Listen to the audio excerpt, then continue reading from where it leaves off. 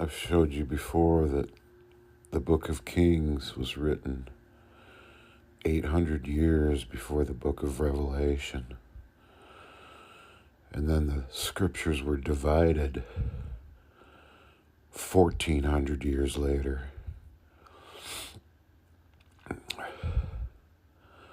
So these witnesses, I believe, is part of this hidden manna that's talked about in Revelation 2:17. But I found another witness that pinpoints who Revelation 13:18 is talking about. Here is wisdom. Let him that hath understanding count the number of the beast. Wisdom and understanding is screaming Solomon, king of Israel. 1 Kings 3, Solomon asks God for wisdom and understanding. 1 Kings 4:29 uses those exact words, wisdom and understanding. This is one of the reasons it's important, in my opinion, to use the King James Version, because in the newer versions, they don't use the similar words, and you can check it yourself if you have newer versions of Scripture. The exact words wisdom and understanding, even the word sand of the sea is used. I believe it's in 1 Kings 4:29, one of the very first verse in Revelation 13. I stood upon the sand of the sea, right? A lot of witnesses here so far. Of course, beast has been labeled as a one-man antichrist off in the future, but these people that are saying this aren't following the formula. The prophecies in Daniel that Daniel interpreted for King Nebuchadnezzar clearly says that a beast in prophecy represents a kingdom. No kingdom is made up of one man. It's made up of many, obviously. So that beast is a kingdom. Revelation 13:18 is talking about a kingdom that's connected to Solomon. Israel is a kingdom. The previous verse talks about the name of a man. I showed you that the first time Israel is mentioned is Genesis 32:28, where Jacob's name is changed by God to Israel. So Israel is the name of a man. And of course, the 12 tribes came from Jacob and his sons. You look at the verse number 32:28, Genesis 32:28, turn it into a timestamp, 32 hours and 28 minutes, just happens to be 1948 minutes, the very year that Israel rose from the dead, from the bottomless pit. We have a lot of witnesses so far that are bullseyes. Okay? Now to the 666. Minus 1 year, 365, puts you on day 301 of the next year. There's 64 days left in the year. The word Israel in gematria, in simple gematria, A equals 1, B equals 2, C equals 3, Israel equals 64. Revelation 13:18 is the 229th verse of the book. Gematria, Solomon, king of Israel, equals 229. Okay?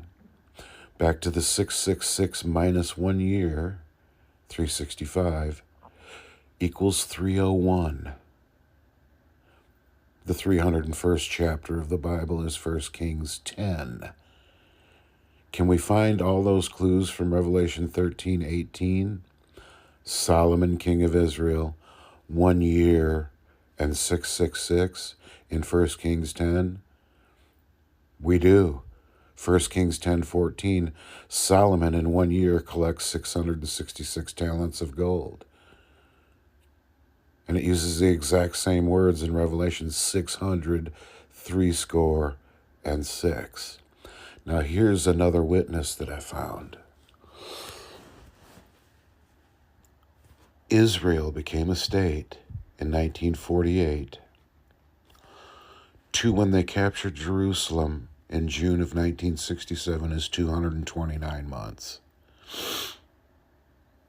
I just showed you that Revelation 13:18 is the 229th verse. Solomon, king of Israel, equals 229. June of 1967 was month 798 of the century. 798 minutes just happens to be military time, 13 hours, 18 minutes. Okay? Now let's go back to chapter 301, 1 Kings 10. 666 minus 1 year, 365 equals 301. There's 1,189 chapters in the Bible. There are 888 chapters left in the book after 1 Kings 10. 888 days minus 365 minus 365 equals 158. Day 158 is June 7th. Day 158 of the year is June 7th, the day they captured Jerusalem in 1967. Now, think about how spread out these proofs are. 13 years ago, what got my attention and made me start looking at numbers closer and gave me an advantage when 17 said they were obsessed with symbolism, because I was already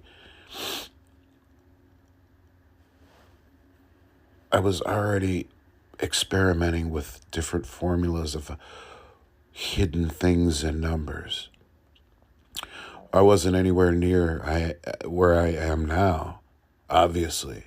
But the thing that got my attention is that from my birth, August 10th, 1965, to when Israel captured Jerusalem in 1967, June 7th, 1967, is exactly 666 days.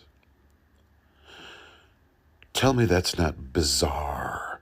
That was 13 years ago, when I knew nothing, pretty much. Something got my attention. You think? Right? And just these past 5 years have done nothing but prove what I was already thinking 13 years ago. And I would post messages in social media saying something big is coming. I had no idea what, but you can understand a little bit, at least, why I look closely at numbers. And obviously, what triggered the landslide or the flood of proofs was when 17 said they're obsessed with symbolism. That just opened the floodgates. The first equation I plugged in, how many days from Bush 41 to Obama's birthday, it's 53.